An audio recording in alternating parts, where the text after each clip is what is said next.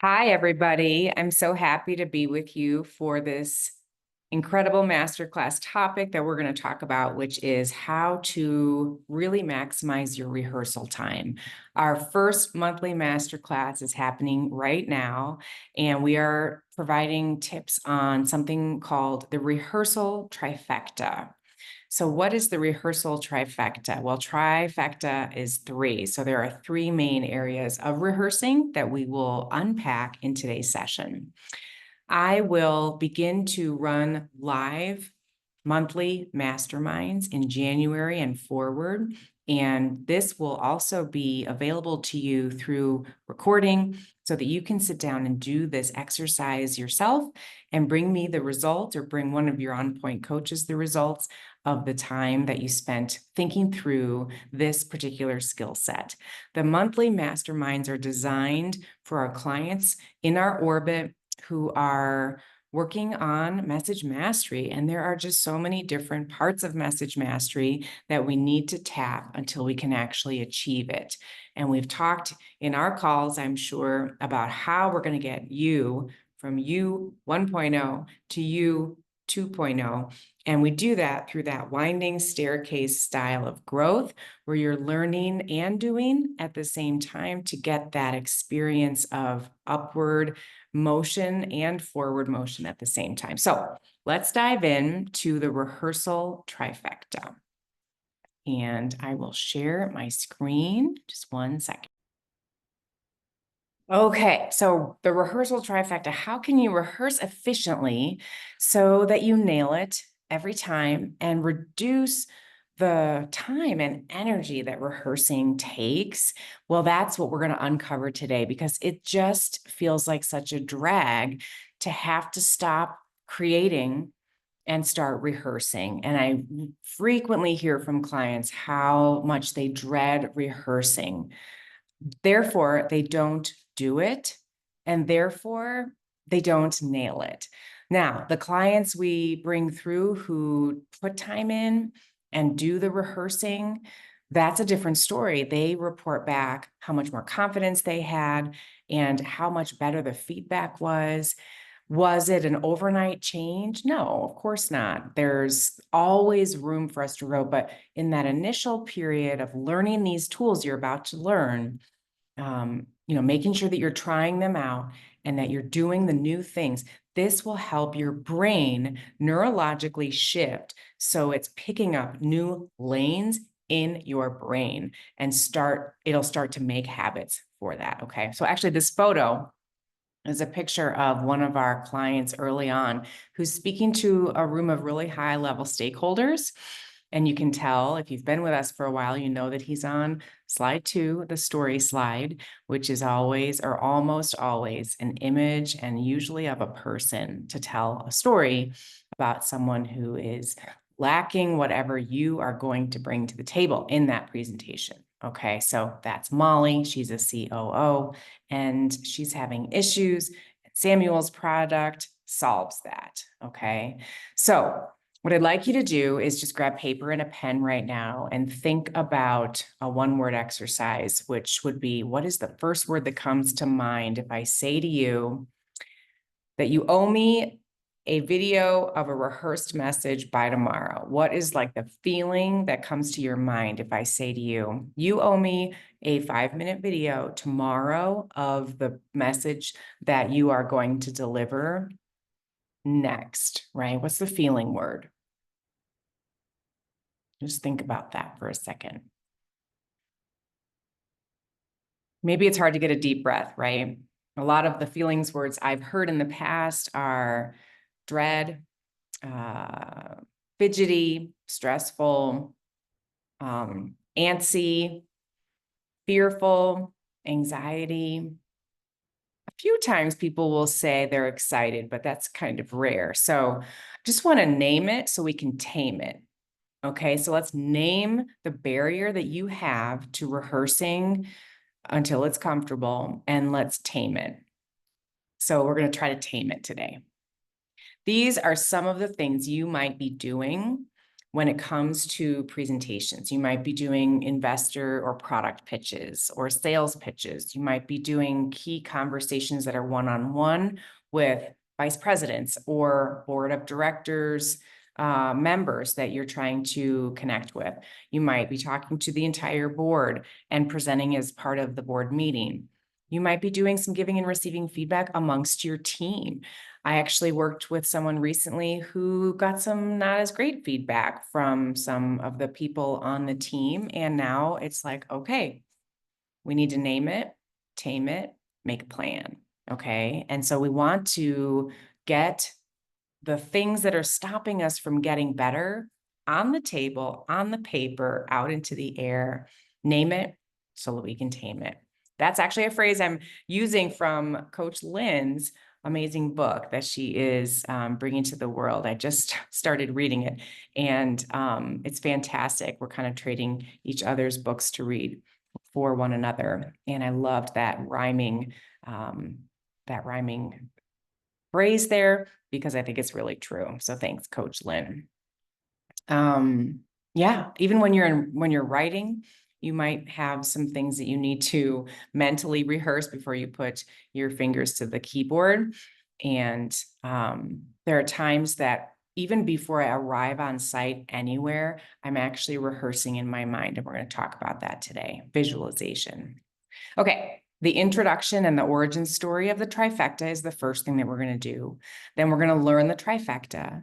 We're going to talk about things that you don't want to do. And then we're going to summarize. I do not have an offer for you today because you are in my audience of clientele already. This was from a previous presentation. So let's just think for a second. Okay, this is like a theater that I was at, and I happened to grab a photo before anybody got there of people. Okay, so let's imagine that you're standing on the stage. You're going to deliver some kind of formal presentation.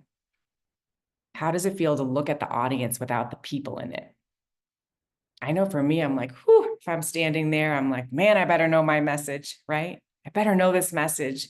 And if I'm sitting in the seats, right, if I'm over here on the right and I'm the one sitting in the seats and I'm in the audience, I'm looking at the front of the room and I'm expecting the person has rehearsed.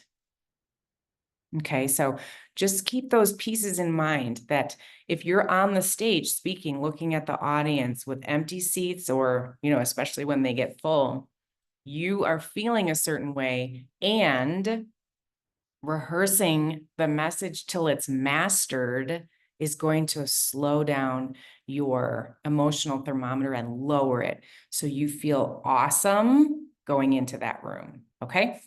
If you're in the seats, just remember the mindset of your audience, which is, I hope this person has practiced. Okay. So the quick story about how I came up with some of these strategies has to do with a situation I found myself in very early on in On Point's history. It was 2015 or 2016. And I was asked to do a keynote presentation for an innovation lab. And I had 6 days to prepare. So note to self, give people more than 6 days to start their keynote. I didn't feel like that was super fair. Still agree with that. But I wanted to seize the moment and I wanted to say yes to the opportunity. And I'm sure you and I have possibly even talked about how sometimes you have to seize the opportunity in front of you, whether you are ultra prepared for it or not. So at this point in my life, I had 4 small children, small-ish. I mean, between the ages of like 8 and 13. So I was running around. I was a very busy mom. There was no way that I was going to have the opportunity to practice a 40-minute keynote out loud multiple times a day. Once I'd even gotten it written, which I hadn't started. So you can see my screen down here on the lower right, that's my script. Okay. So I wrote it out. And when you have a big presentation that's high stakes, write it out. Okay, write it out.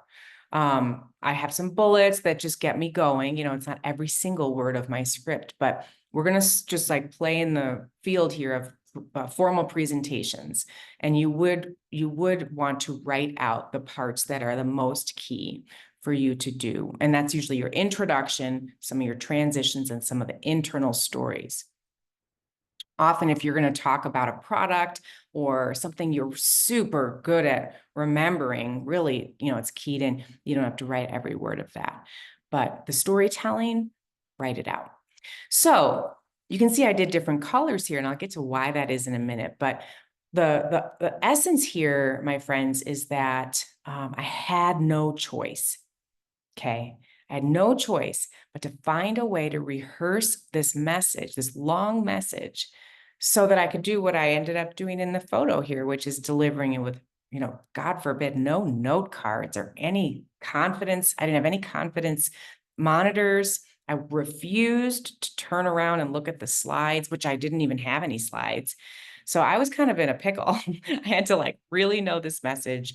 And I had to show what I could do in front of this audience who knew I was a presentation skills coach. So there was no going back. So a lot of what I'm going to share with you today was born from this day, which turned out to be a really great I nailed it moment. So before we get to the trifecta, this is just a list. Take a look through this. When you are ready to actually get up and start the rehearsal strategies you're about to learn, you want to make sure you've asked yourself these questions and that you have done most of these things, okay? So let's look at 1 through 5. You know how long your talk is, 10 minutes, let's just say. How's the content organized? You and I by now have worked that out. We've learned the how-to model. We've plugged and played. Number 3, have you stepped into your audience's shoes? If we're working together on a message, you bet your bottom dollar we have sat in our audience's shoes pretty deeply by that point in time. Okay, number 4, what story are you going to tell? You and I have by now sketched the elements of that, maybe even chosen some of the words, and you've written it. Otherwise, you're not ready to rehearse, okay? That's the point of the slide. Number 5, how is your slide deck? Visually appealing? Is it following the 7 secrets to slide savvy that you have learned by this point? Number 6, 6 through 10, did you add any photos? Do you need an agenda? What type of meeting is it? Are there photos of people? Okay. And number 7, have you written the script, edited that so the wording is right and it's nice and concise and it's direct if needed? Sometimes it's okay to have a story that takes a little time to tell so you can get your people into the squishy parts of the story.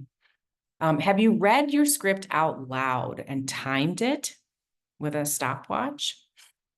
That helps you know if you need to cut a bunch or if you have a lot of room. And have you proofread if you have any reason to do that for a big formal event where you need to turn in a script or something like that, okay? So once you're at these places and you've done these and checked these off, then you are ready to go forward. Before I run off this slide, I would ask you to think about 1 through 10 and ask yourself, and bring this to our next coaching session, what numbers give you the most angst? Okay, which ones are the hardest for you to do as you prepare? And where are you often getting stuck when it comes to moving forward for this next message that you're working on? Where are you now? Okay, so where do you what frequently gets you stuck, where we should maybe do some work together on that? And then also, right now, are you stuck in any of these places? Okay. So let's talk about the rehearsal trifecta. There are 3 parts of the rehearsal trifecta, and I'm going to go through them on the next slide. Practicing, rehearsing, visualizing. Okay, so that's in chronological order.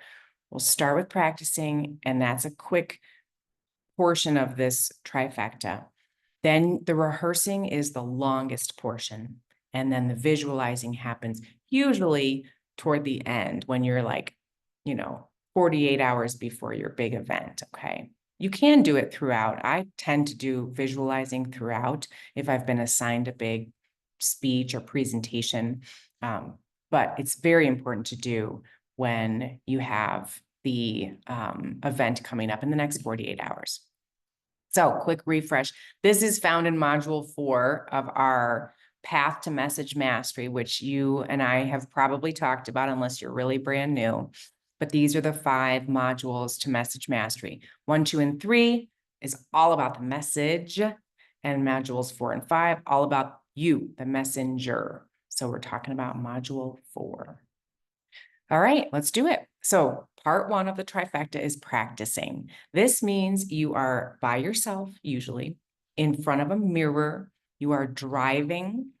You are maybe taking a long walk and you have your paper out and you are practicing the flow of the sentences. Okay. This is so helpful so that you can hear yourself getting the feel of these words, phrases, sentences. And so many things are going to come out at you as soon as you start to do this. You will figure out which sentences are clunky to start with. You will learn quickly where there are misses in the content and you might need to add a transition or a sentence. You will start to hear run-on sentences. You will start to hear big words like multi-syllables, acronyms that you might need to define. You'll just get a feel for how it literally feels to say the words and phrases after you've written them.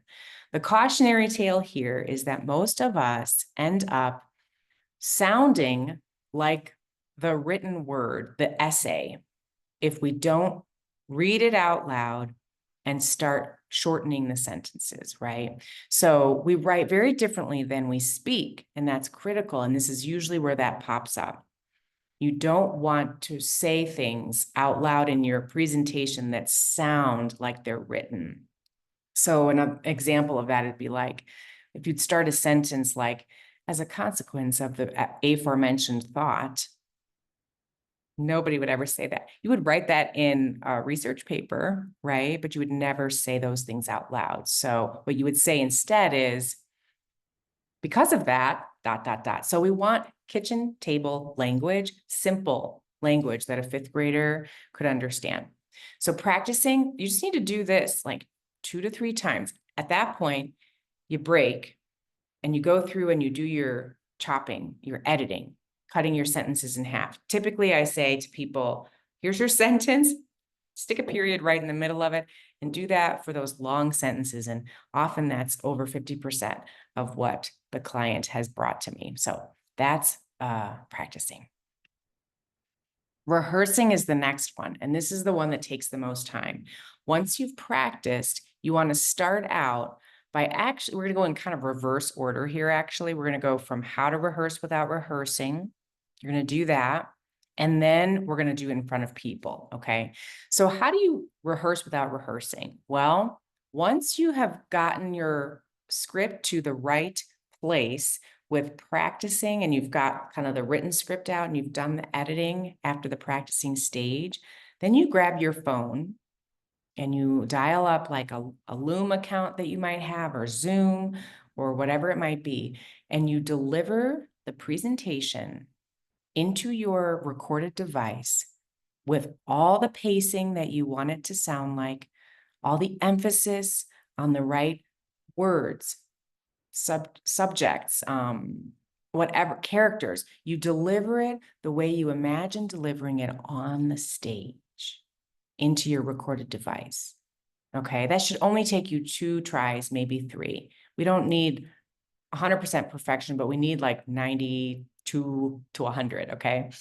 Once that's locked in your phone and you have a recording of your I Nailed It version, it's time to rehearse without rehearsing. That means that you listen to yourself deliver the message and you start learning and laying the tracks in your brain. There's a couple of rules here. You don't want to listen to yourself give the message while you're doing anything else, even if it's mindless, like folding laundry or raking the leaves. I mean, when you get some of the tracks laid firmly, that is okay to do. But at the early 3 to 5 times doing this, you want to be sitting in a chair, not your workstation, or laying on the couch. Closed eyes are even better. And you really do want to watch yourself deliver this message. And again, we're talking about a formal message that you really need to nail, that is like a keynote or a 5-minute pitch or something, important. Elements of this are useful for shorter types of messages that you need to get right, like a podcast story, an interview story, or an introduction, personal introduction, for example, to the new CEO or the new board member that you can do this for a 30-second message. You can do it for a 30-minute message. So once you've listened to your recording of yourself and you're starting to watch your body move in your visualization exercise, here are the places that you pause. Here are the places that you speed up. When you get the rhythm going and you've listened to this message like 5 times, then you're ready to practice it out loud and start taking it like to a person, to a human being, to a person who could listen and give you feedback. Okay. So getting the feedback on the rehearsed message is great because you'll have somebody that can count filler words for you or tell you where they think you should slow down, or they can point out areas that you need to strengthen. You just give them a job and they can do it, do you justice by helping you refine in these really important ways. So that's often where we get nervous, right? We put a person in front of us who's got a beating heart, opinions and ideas. We get nervous. That's good because it mimics the real situation you will find yourself in. So the way to reduce some of that anxiety is to give them jobs so they can help further it for you, okay? This is where you want to try to do your kind of your performing. This is the dress rehearsal stage, okay? So then once you've got those pieces of feedback in place, it's a matter of just continually rehearsing the message. Now, one last piece before we go to visualizing. If you have a long message that's 30 minutes or so, even 20 is kind of long. If there's no breaks with other people speaking, you want to learn it in chunks, just like you would if you were learning a piano piece, right? That's multiple pages. You would learn the first 8 measures and you would learn those over and over and over. Same with your introduction. That's what I was doing with these pieces here, guys, with the colors. I was learning the green over and over and over and over. And then I learned the orange over and over and over. And that only took like 3 minutes. Okay. We're talking like some small chunks here of time. And it got longer after this. But, you want to learn these chunks and then you start to learn the green plus the orange, and you deliver the green plus the orange.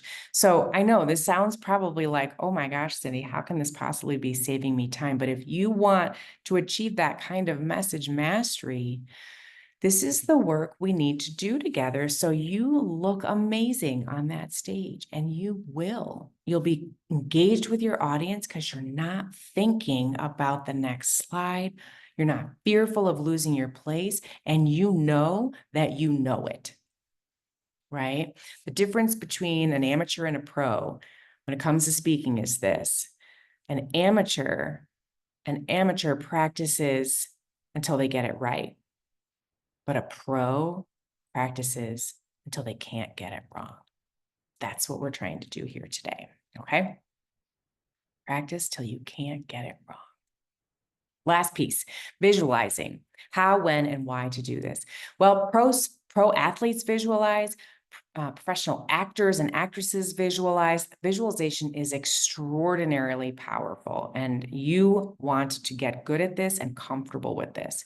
I'll give you an example. I was just given the news that I'll be speaking at a conference in April, and the first thought in my mind is send me a picture of the room that I'll be in as soon as you have that photo, because I want to see the space. I want to imagine the people there. And when I deliver my message, I want to see what I have there, a podium, a slide projector screen behind me. Where am I going to move? How close up are the people to my face?